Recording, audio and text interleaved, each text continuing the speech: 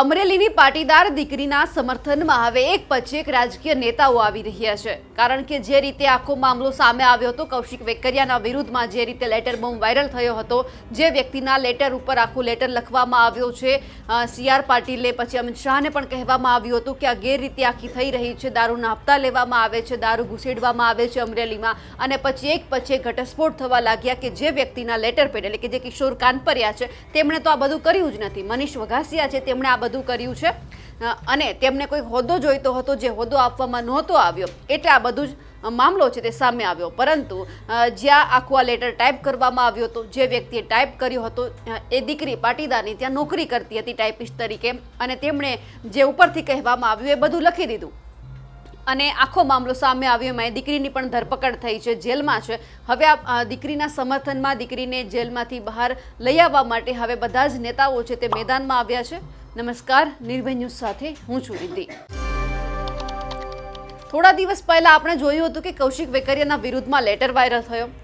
અમરેલીની અંદર દારૂ ઘુસાડવામાં આવે છે, ગેરરીતિ થાય છે, ખનીજ ચોરી થાય છે, રેતી ખનન થાય છે, આ બધા જ મુદ્દા છે તે લેટરમાં લખવામાં આવ્યા હતા.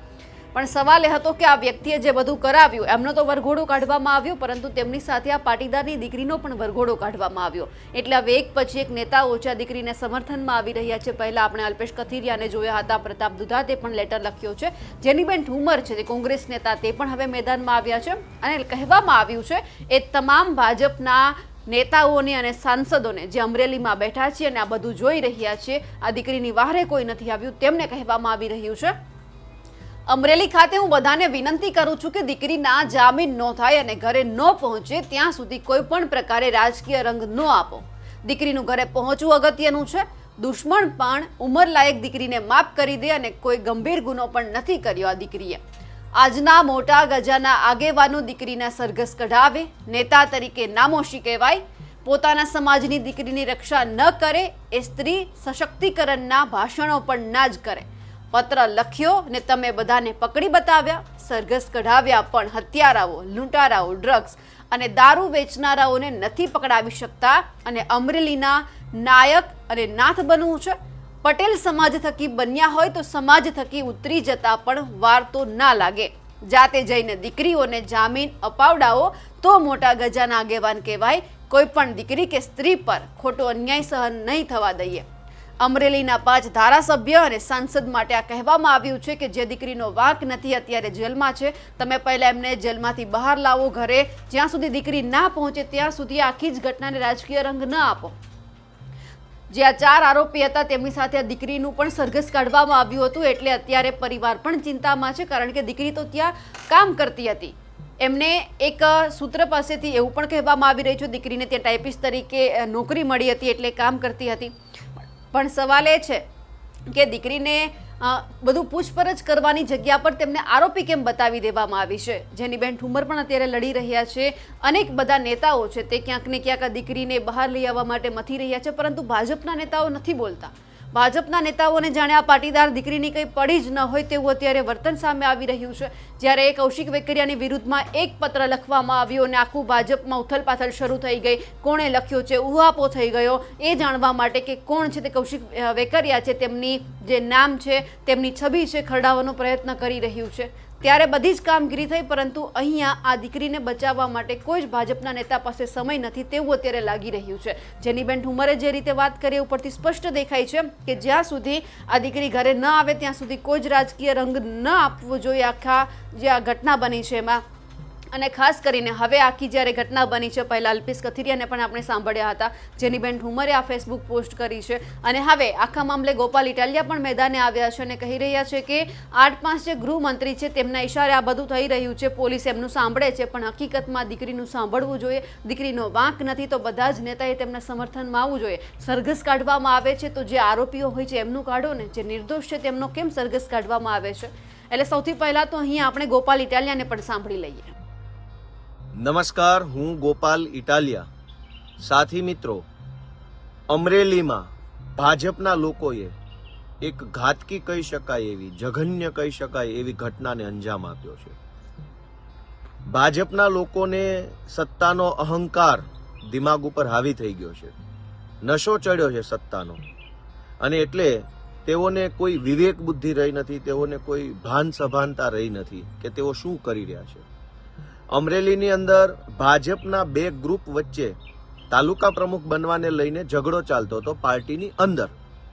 ભાજપનું એક ગ્રુપ અને ભાજપનું બીજું ગ્રુપ એ બંને અંદરો અંદર તાલુકા પ્રમુખ બનવા માટે ખેંચતાણ કરી રહ્યા હતા.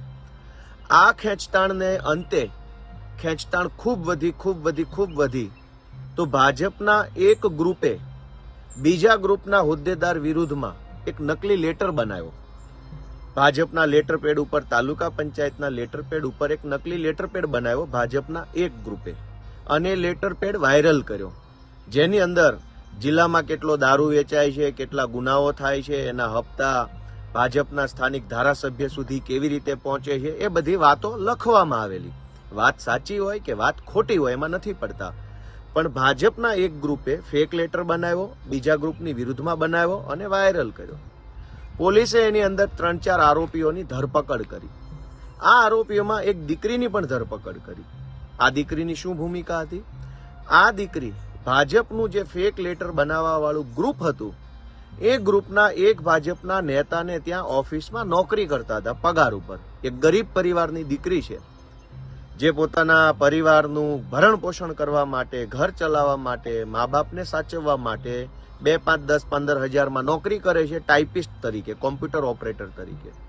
તો સ્વાભાવિક છે કે ભાજપના જે નેતાને ત્યાં દીકરી નોકરી કરે છે એ નેતાએ કહ્યું હશે કે ભાઈ બેન, આપણે આવો એક લેટર ટાઈપ કરવાનો છે. કેમ કે નેતાને ટાઈપિંગ નહીં આવડતું હોય, દીકરીને આવડતું હશે, તો દીકરીએ નેતાના કહેવા પ્રમાણે લેટર ટાઈપ કરી આપ્યો. આ લેટર જ ફેક લેટર હતો. આ ફેક લેટર વાયરલ થયો.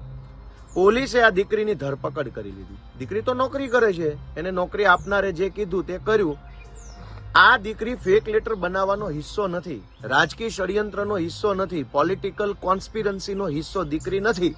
આવું જાણવા છતાંય ભાજપના ધારાસભ્યના દબાણમાં આવી પોલીસ ભાજપનો હાથો બની, ભાજપના દલાલ બનીને અમરેલી પોલીસ વાળાએ એક માસૂમ ગરીબ દીકરીની ધરપકડ તો કરી, પણ ધરપકડ કર્યા પછી ભાજપના દલ્લા જેવા જે કાંઈ 2-4 અધિકારીઓ છે એને આ દીકરીનું સરઘસ કાઢ્યું. 6,000 કરોડનો મહાકૌભાંડનો આરોપી ભૂપેન્દ્ર ઝાલા છે, એનું સરઘસ નથી નીકળતું ગુજરાતમાં. પણ એક માસૂમ દીકરી કે જે નોકરી કરે છે, પેટ પાલવા માટે, પરિવારનું પાલન કરવા નોકરી કરે છે, એ દીકરીને રાજકીય ષડયંત્રનો ભોગ બનાવી ભાજપવાળાએ, ભાજપના ધારાસભ્યના કહેવાથી ભાજપના એજન્ટ પોલીસ વાળાઓએ દીકરીનું સરઘસ કાઢ્યું અમરેલીની બજારમાં. શું બોલીએ?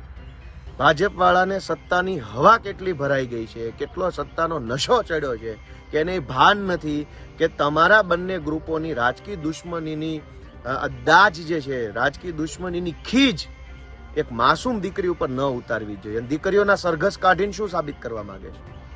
ભાજપવાળા બળાત્કારીઓને રોકી શકતા નથી, ભાજપવાળા બુટલેગરોને રોકી શકતા નથી, ભાજપવાળા ડ્રગ્સ માફિયાને રોકી શકતા નથી, ભાજપવાળા ખનીજ માફિયાને રોકી શકતા નથી, પણ એક દીકરીના સરઘસ કાઢવામાં શુરા થઈને ફરે છે. સમય બધાનો હિસાબ. પણ અહીંયા સવાલ એ પણ ઉઠી રહ્યો છે કે જ્યારે કૌશિક વેકરિયાની વિરુદ્ધમાં પત્ર વાયરલ થયો હતો, એક નિર્દોષ ચહેરો જે ક્યારેય ચર્ચામાં નથી આવ્યો, અને અચાનક ચર્ચામાં આવતા એટલે ભાજપમાં પણ ચિંતા થઈ કે આ વ્યક્તિની જે છબી છે ખરડાવવાનો કોણ પ્રયત્ન કરી રહ્યું છે. એટલે તેમાં તપાસ થઈ, પણ તપાસ અહીંયા કેમ નથી થતી? આ દીકરીની ધરપકડ થઈ છે, જેલમાં મોકલવામાં આવી છે, તો તટસ્થ તપાસ હજુ સુધી કેમ નથી થઈ? એટલે સવાલ અનેક છે, પણ હવે એ જોવાનું છે કે પાટીદાર સમાજમાં પણ અત્યારે ચિંતા છે કે આ દીકરી છે તે જલ્દી ઘરે પરત ફરે, કારણ કે એમનો કંઈ જ વાંક નથી તેવું પણ બધા જ નેતાઓ છે તે કહી રહ્યા છે. અમારા અહેવાલને લઈને આપનું શું કહેવું છે કમેન્ટ કરીને ચોક્કસથી જણાવજો. સાથે જ અમારી નિર્ભય ન્યૂઝ ચેનલને લાઇક, શેર અને સબસ્ક્રાઇબ કરવાનું ભૂલશો નહીં. નમસ્કાર.